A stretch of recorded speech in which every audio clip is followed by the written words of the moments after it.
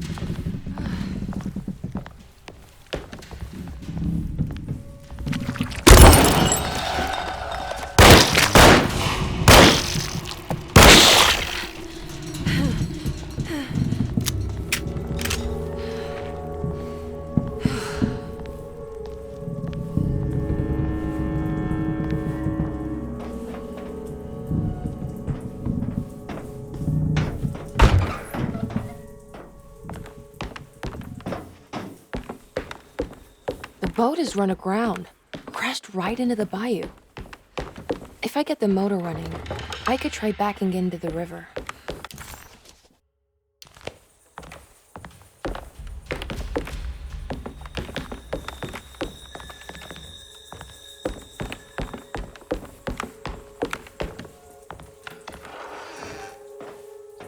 Jeremy, where are you?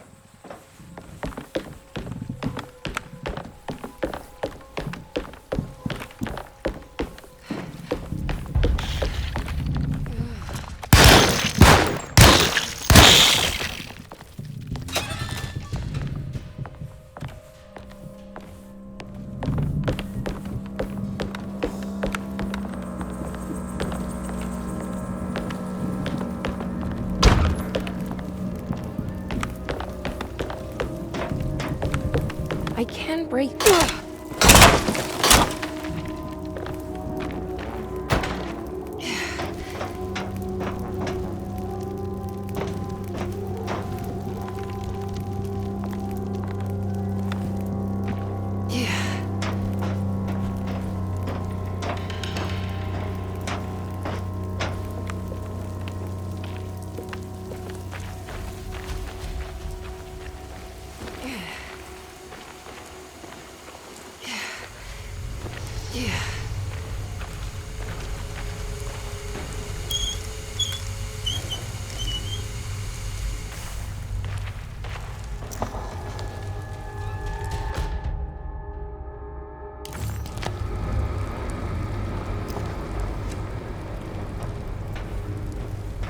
I think it just needs fuel to run.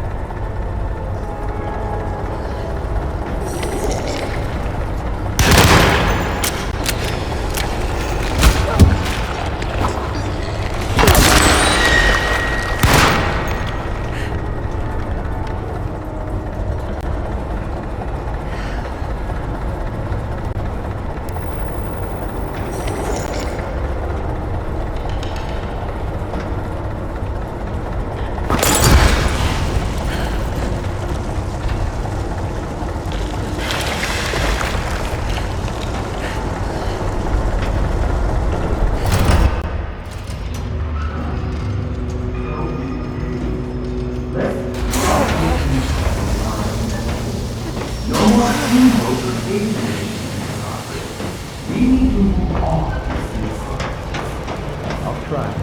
Jeremy? Are you ready to tell me what happened in the attic? What's happening? I put a rope around my neck, and then I strangled all life from my body. Uncle! Are you under the impression that you died? Yes. No. I was supposed to die. What does that mean to you? That you were supposed to die? I'm the catalyst. I had to die to make the story happen. Story? What are you referring to, Jeremy? 30 years ago, Frederic needed me to die. Jeremy! You're not making any sense, Jeremy.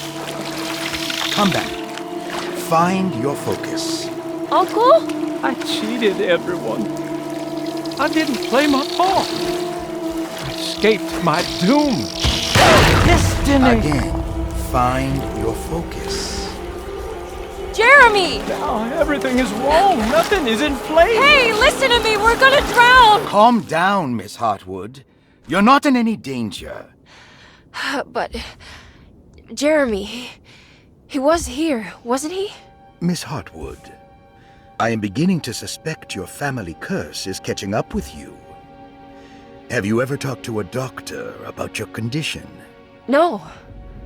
No, I was just confused. I thought I saw him for a moment. I'm fine. I'll let you be. Miss, I want you to know I'm here to help, if you need me.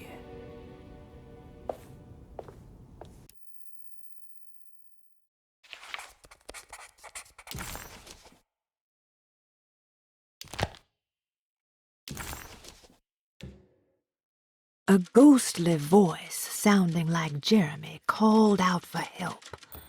Emily couldn't quite understand where the voice was coming from. It somehow seemed to be a part of the place itself.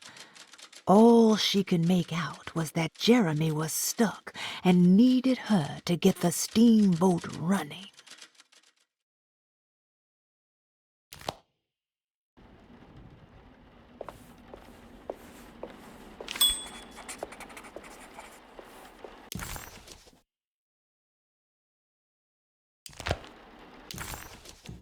A ghostly voice sounding like Jeremy called out for help.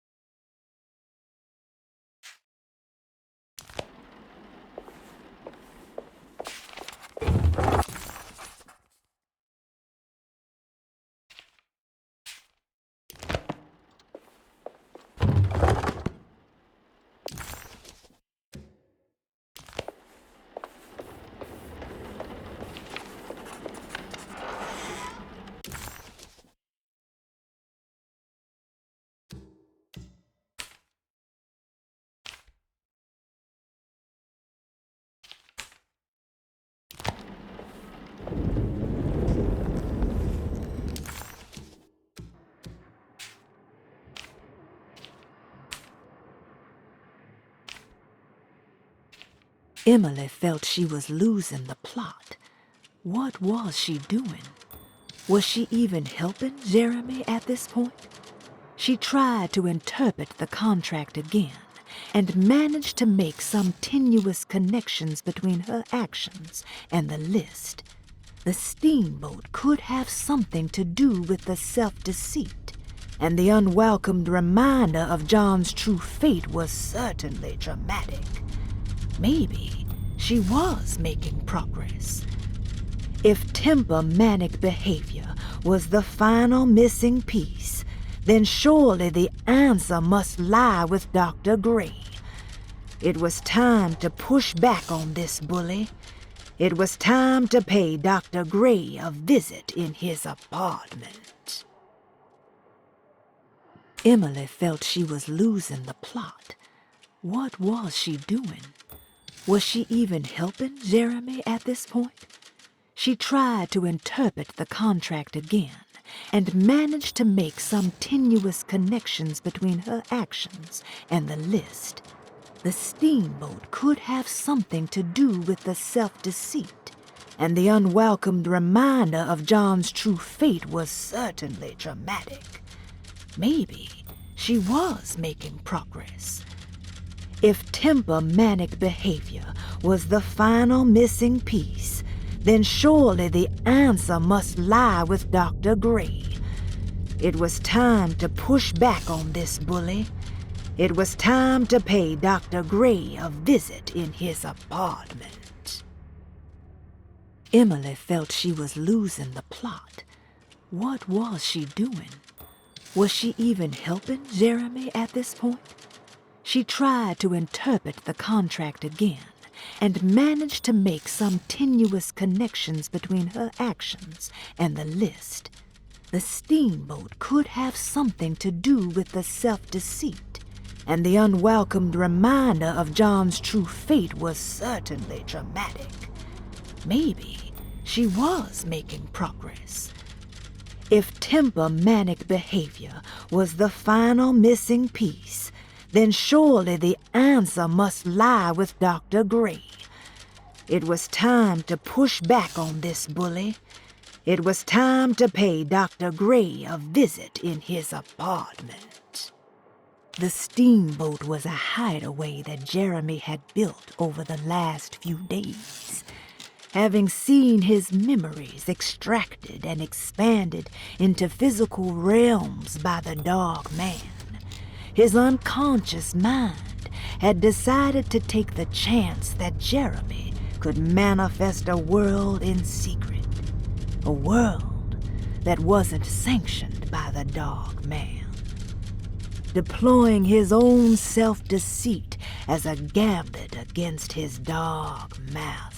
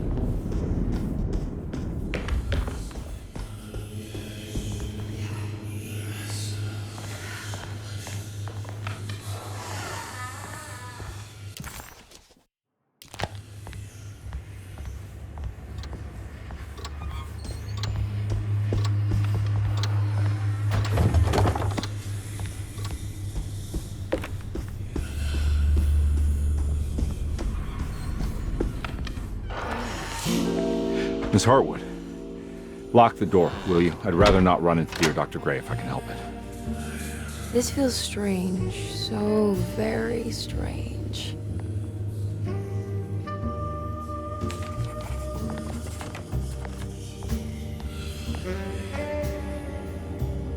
You okay? This place? It's like something from my childhood. It's just a private study of a very peculiar man.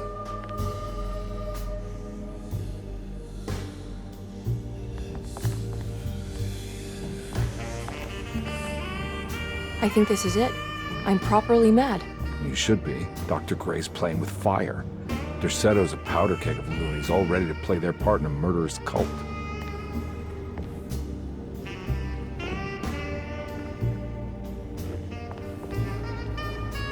I'm trying to say I've lost my mind, Detective. The Heartwood curse has caught up with me. I'm sure you're exaggerating. Try to focus on whatever you've been doing. Right. Breaking the Dark Man's contract. Does it even matter anymore?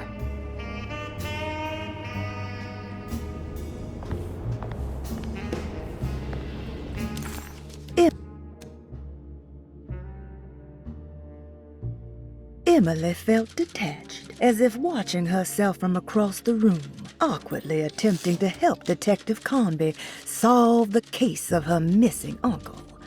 What was happening to her? And why did this place feel so familiar?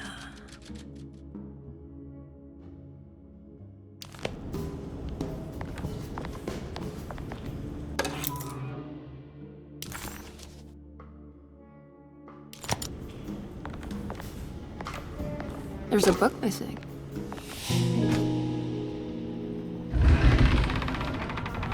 A secret door. Looks like it. Careful. Let me go first.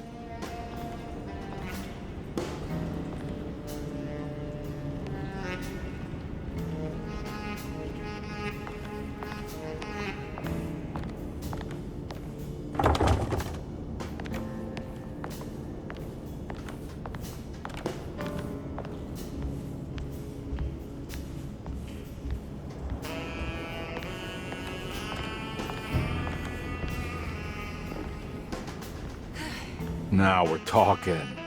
Great job, Emily.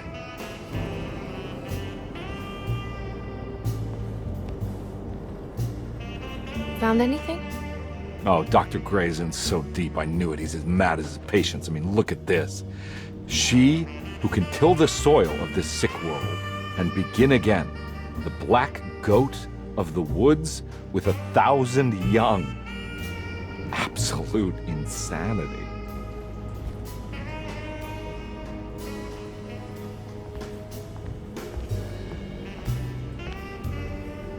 I have the strangest sensation that this is somehow Jeremy's room. What? No. This is Dr. Gray's private quarters.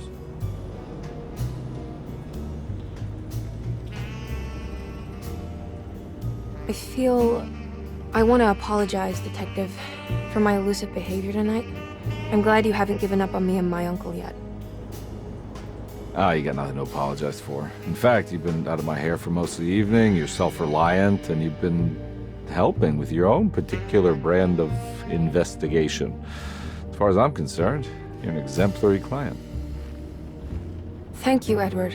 Mr. Carnby.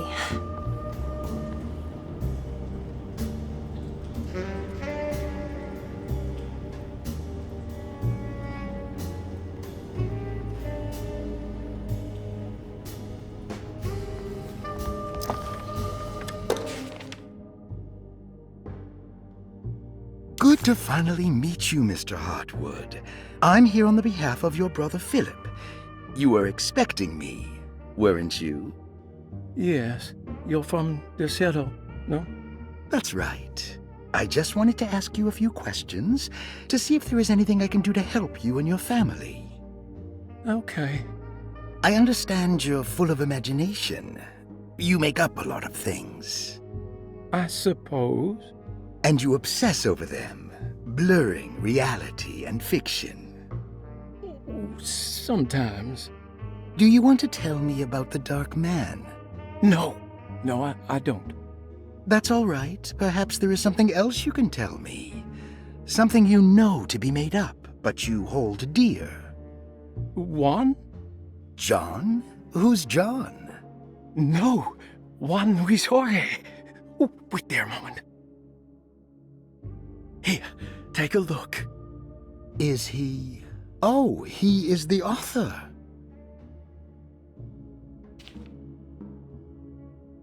It's a magnificent book.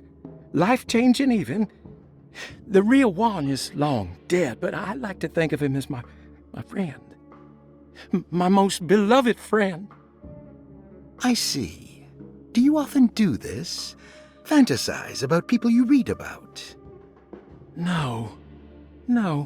Well, there is Jacob. Who is Jacob? Turn to the last page. Oh, it's a newspaper article. The prisoner of ice, Jacob van Ostad. Is he also your beloved friend? Oh, no, Doctor. Not at all. He is the fire that fights fire. Yes, I think it's clear your overstimulated imagination, this mania, needs to be tempered for you to live a normal life. I know your family calls it the Heartwood Curse, but I want you to know that there is nothing supernatural about your condition. It's all inside your head. And with that, I'm very qualified to deal with. In time, you will be cured. In time. In time. Yes, in time we will exorcise all your demons, all the dark men. Yeah! Please, Mr. Heartwood, calm yourself. What happened? Oh, don't you worry your little head about it, Miss Heartwood. Your uncle and I just had our first breakthrough.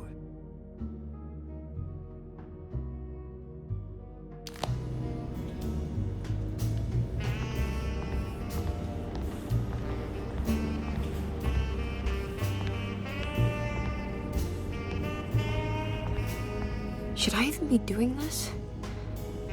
Do I want to know?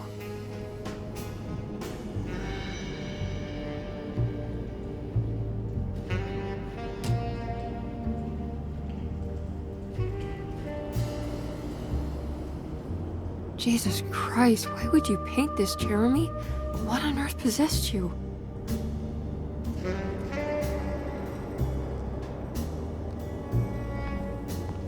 Oh God.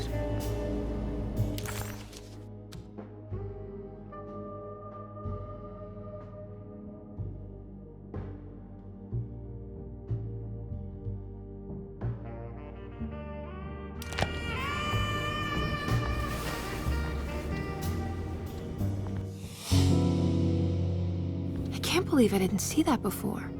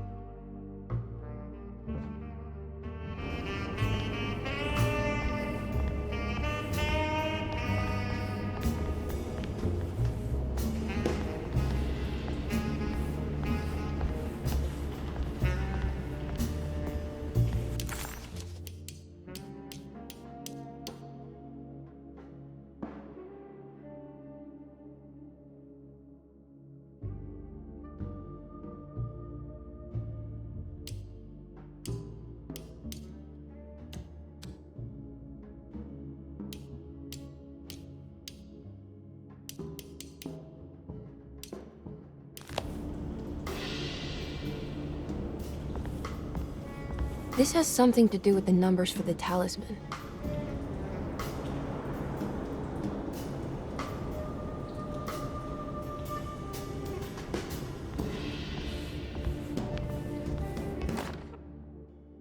The Snake Dagger, a monograph by Yael Klein. In Ludwig Prin's book on pagan rituals called The Mystery of the Grave, as translated by Nicholas Vachy, there are several references to a sacrificial dagger called the Snake Dagger. It has long been thought of as a poor translation of the original text, that it would be more appropriate with worm dagger from the Latin vermis cultrum. This seems natural following the recent consensus that the original title of Prin's book, De Vermis Mysteris, should literally translate to the mystery of the worm. However, this would take away from Vachy's great effort at translating the underlying meaning of the words and revealing several cultural beliefs. While Prin certainly was using the term worm as a symbol or synecdoche for death and the dead, which is made clear by the contents of the book, in the case of the dagger, we shouldn't be too hasty to dismiss his translation. Reading through Vachy's correspondence with his patron, it appears that he had more than just the Latin text at his disposal. Vahi had dug up Prin's living relatives and uncovered several cross-referenced historical texts and an actual snake dagger. The dagger was dated to the early Middle Kingdom of Egypt and had such a clear shape of a wave that Vahi considered calling it the sinusoidal blade. Knowing the full story, it seems prudent that he chose to translate it as snake and not worm. There are several reasons why this choice of word helps us understand the pagans that Prin's book attempts to describe. The symbolic value of the shape becomes more apparent when reading about the use for the dagger. In the passage of possession and exorcism, we find the snake dagger poisons the poisoner within the victim and is therefore pacified. Where the literal text would tell us that the worm dagger trumps the demon possessing the victim, it tells us nothing of their reasoning, only that somehow this dagger wins against the demon, like it had the better hand in poker. Vahi's translation allows us to follow the underlying logic to the ritual magic that is being performed. Poison the poisoner sounds like fighting fire with fire. That to hurt the demon possessing its victim, the priests would have to fight back with a power that is known to the evil they are fighting. The snake dagger is therefore not only a good way to describe its form, but it also helps us understand how it could be thought of as a useful tool for exorcism. Finally, it also helps us understand their relationship to lunacy, that it was thought of as something poisoning the mind rather than controlling it. What is also interesting to note is that the possessed are always considered poisoned in their head and not their heart. The snake dagger always went to the eye of the possessed, leaving them partially blind, if they had the good luck to survive.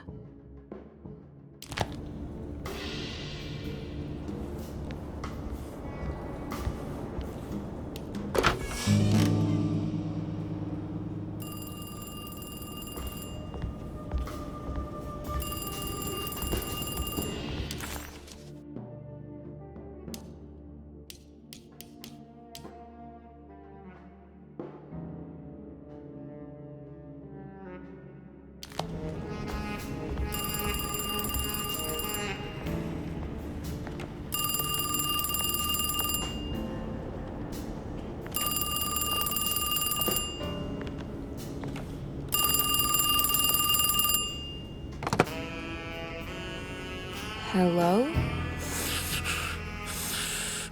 Who's there? Jeremy? Jeremy is with the Dark Man. You can't save him. Jeremy is with the Dark Man? Where? Who is he? What is the Dark Man? The Heartwood curse. He will come for you too.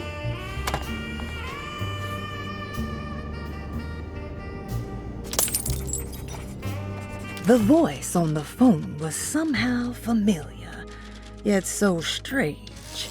Who was that?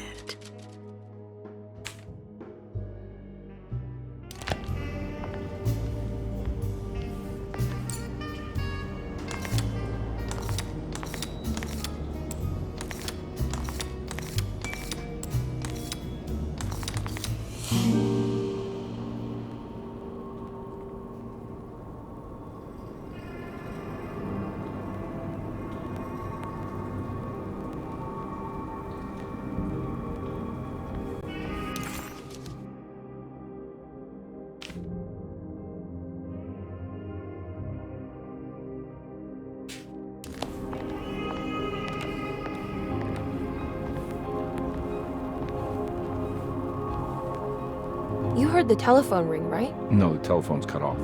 I tried calling the police earlier. Yeah, that's what I figured.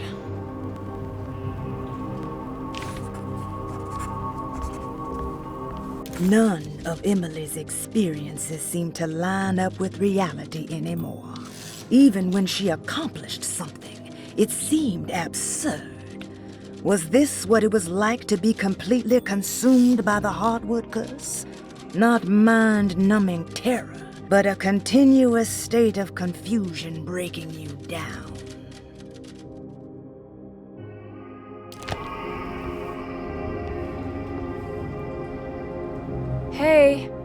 Mr. Carnby? What? Nothing, right? It's a closet? That's right, Detective. I'll see you later. I have to finish this. You're going inside the closet? I know what it looks like, but I can't explain it, much less justify it. All right. You do what you have to do, miss. Goodbye, Detective.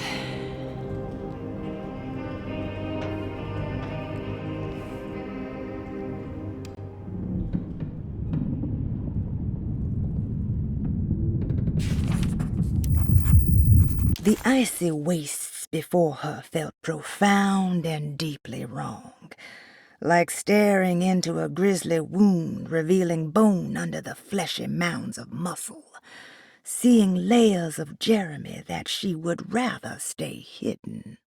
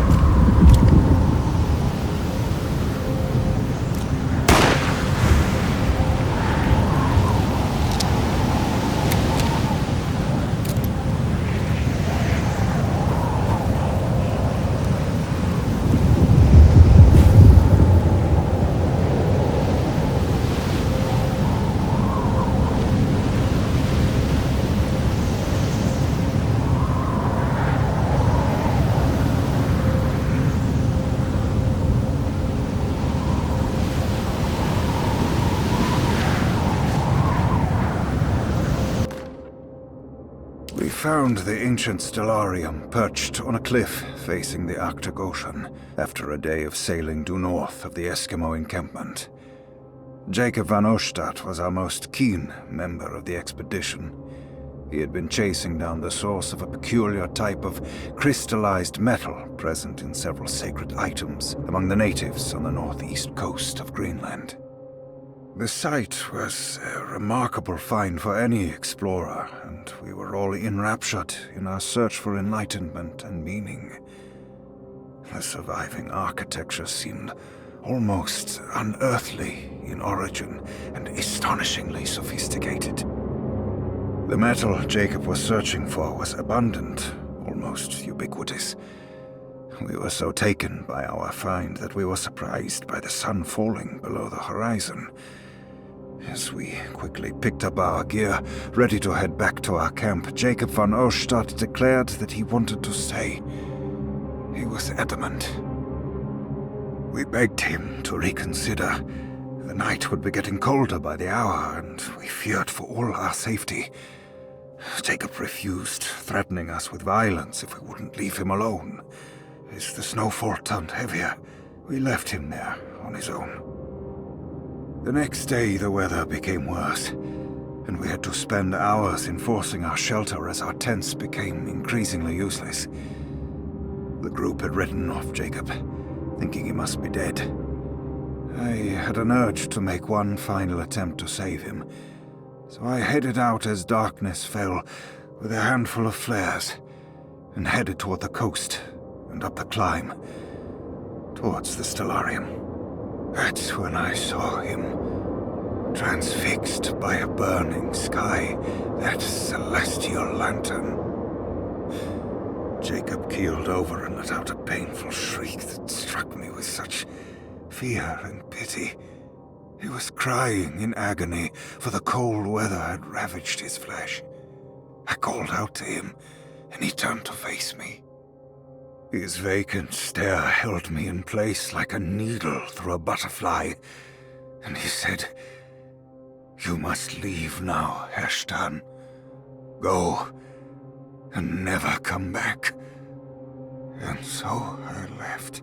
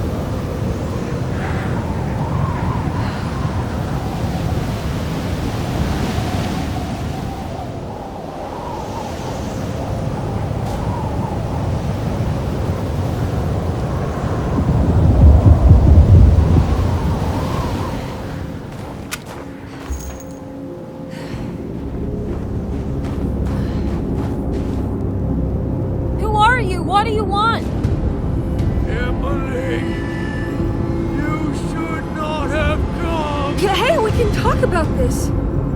It's too late for that. It's too late.